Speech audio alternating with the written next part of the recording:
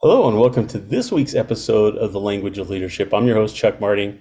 Hey, I'm traveling this week, and so the sound's going to be off maybe a little bit, but I thought it was really important to get this episode out. And so bear with me. I think you're really going to like the message, but I didn't want to go a week without putting out an episode. So here we go.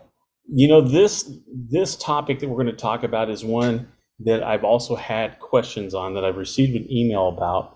And so I thought it was a good one. And so I wanted to discuss it. And that's leadership listening for understanding. So as leaders and entrepreneurs, we're constantly communicating with our team members, clients, and other partners. But effective communication is not just about talking, it's also about listening. So leadership listening for understanding is a powerful technique. It can help you build stronger relationships, solve problems, even make better decisions. So I want to explore the basics of leadership listening and provide some tips for implementing it in your workplace with your team. So I'm also going to share some real life examples, a couple things that I thought of when I was traveling out here that I feel will help leaders and entrepreneurs to enhance your performance and your business results. So I'd like to cover that and cover the role of training and development and promoting active listening skills for both leaders and entrepreneurs as well. But to start, what is leadership listening for understanding, and how can it benefit us as a leader and also an entrepreneur? Leadership listening for understanding involves actively listening to others to gain a deeper understanding of their perspectives, their needs, and also their concerns. It also is going to help build stronger relationships, solve problems, and make better decisions for you and your team. When we take the time to listen for understanding, we show our team members, clients, and our partners that we care about their perspectives and that we're interested in what they have to say.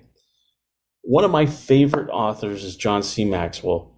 He's a leadership expert and he's an awesome author. And he shared this. He said, people don't care how much you know until they know how much you care. And that quote alone highlights the importance of active listening in leadership. And when we actively listen, we show that we care about our team's perspectives and that we're serious about their success. There's also another motivational speaker and an author, and many of you probably heard of him. His name is Zig Ziglar. He emphasized the importance of listening in his book, See You at the Top. He said that if you want to build a good relationship, you must learn to listen. Your success in any area depends on your ability to listen effectively. So, how can you implement leadership listening in day-to-day interactions with your teams?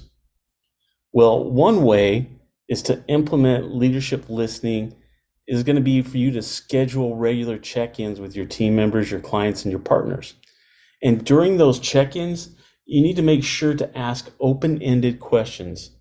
But you have to listen to what your team members say, and then you have to summarize the key points, and that's to demonstrate that you're listening and that you're actually understanding what it is that's being said to you.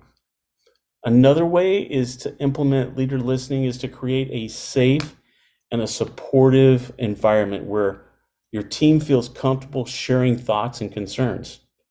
You have to encourage that feedback and the suggestions and be open to different perspectives.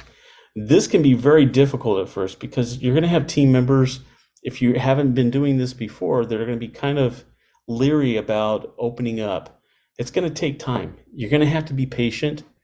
But again, you're going to lead by example, and you're going to start bringing out these questions and solicit those. You may even have to have one-on-one talks with people so that when you have those team meetings, people start feeling a little bit more comfortable with the process and they'll start participating. And when it does take off, it'll take off like wildfire. But let's take a look at some examples of how active listening has helped other leaders and entrepreneurs to enhance their performance and also their business results. So an example of a leader who used active listening skills to resolve conflict between two team members. That's probably a pretty common one that we will get. It could be active listening to both sides, but the leader should be able to identify the underlying issue and develop a solution that will satisfy both team members. Now, this alone can help to create a more positive and a productive work environment because your team members talk. They're going to be able to go to the other team members and say, hey, look, we had an issue, but Chuck was able to sit down with us. He listened to us. He acknowledged our concerns, and we were able to figure this out so that both of us are happy with the outcome. It's going to take some time, but this is how we get this started. Another example would be, let's say, an entrepreneur who used active listening to identify the needs of a client and develop a more effective marketing strategy. By actively listening to your client's feedback, you'll be able to tailor products and services that better meet their needs and also their preferences, the things that they're looking for. John C. Maxwell also talked about the importance of active listening in his book, The 5 Levels of Leadership. In that, he wrote that listening is the first step to leadership credibility, and that you can't lead others until you're understanding their perspectives, their desires, and also their concerns. Zig Ziglar also shared a story in his book, See You at the Top, about a salesperson. He used active listening to close a deal with a very difficult client. But by actively listening to that client's concerns and their needs, that salesperson was able to address them and then provide a solution that met the client's requirements. And that, in the end, helped establish a trust and build a long-term relationship.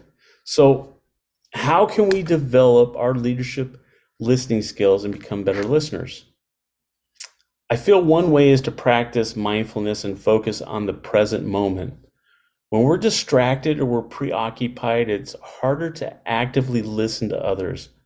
By practicing mindfulness, we can develop our ability to fully be present and attentive in our conversations with our team members. Another way is to seek feedback and sometimes constructive criticism from others. You have to ask your team members and your clients for feedback. And you have to be willing to listen and to use those listening skills that you have and be open to that constructive criticism. This, in the long run, is going to help you identify the importance and be able to improve and enhance your leadership and your skills in developing and utilizing this with your team. Now, let's talk about the role of training and development and promoting an active listening skills among your team and with your leaders. Leadership training programs can provide valuable resources and guidance on how to implement leadership listening in your workplace and with your team.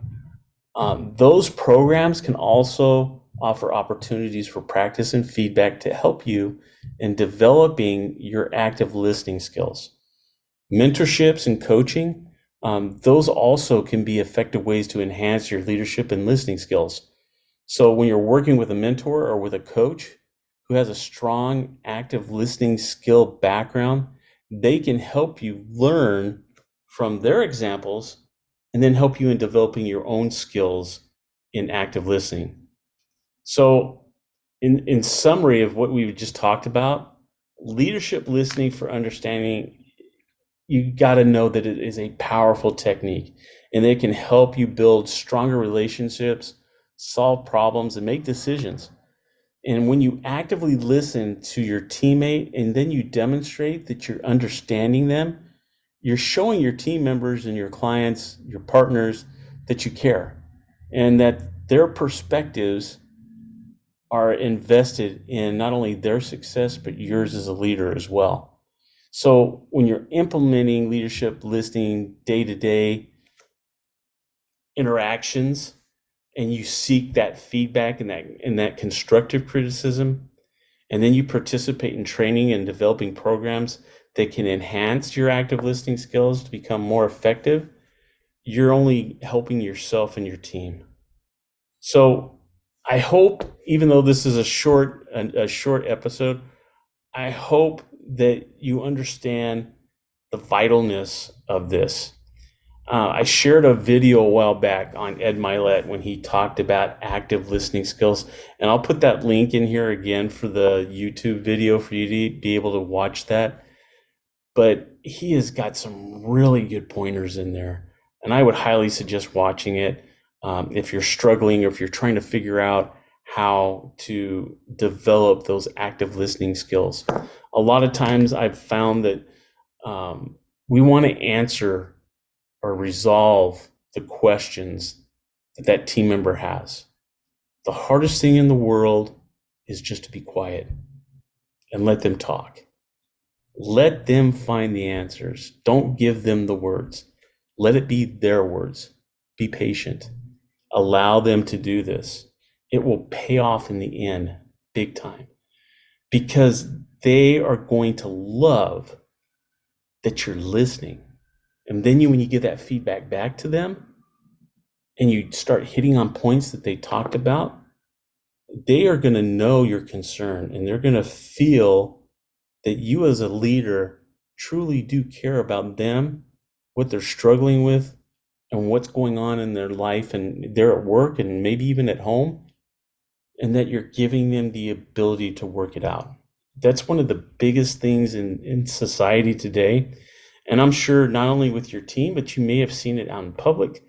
I've seen it in church. I've seen it in interactions that I've gone to with my clients, with their supervisors or leaders, talking to their team.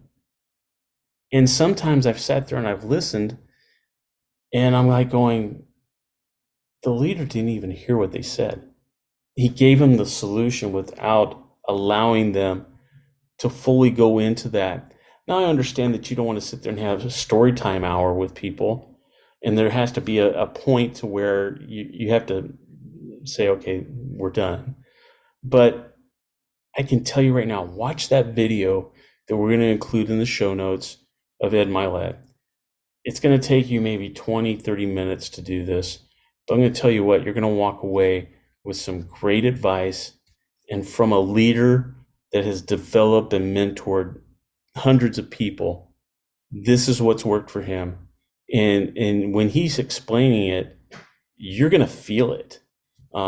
It's one of my favorite videos, and it was one of the ways that I was able to better understand how to develop those listening skills and how important it is to somebody else on the receiving end, that acknowledgement, that understanding, and then being able to give the solutions or suggest solutions that's going to help them develop. So I think it's well worth your time. I'll put it in the show notes for you. So take a look at it. Feel free to share with other people. Big fan of Ed Milet. The man has got a lot of knowledge and understanding that he puts out for people free. And his podcast is awesome. I'm a subscriber to it. If you haven't listened to him, I would highly suggest listening and following him. But in conclusion with this, I hope you enjoyed this episode. Do me a favor, please subscribe and leave us a review. It helps us with our rankings. It helps us with people understanding that what we have matters and that we're hitting things that are relevant to you as a leader, your skills, your development, and the things you're wanting to learn and get better at. So thank you for listening to this week's episode. And don't forget to join us next week for more practical strategies and leadership and entrepreneurial training. So until next week, we'll talk to you later.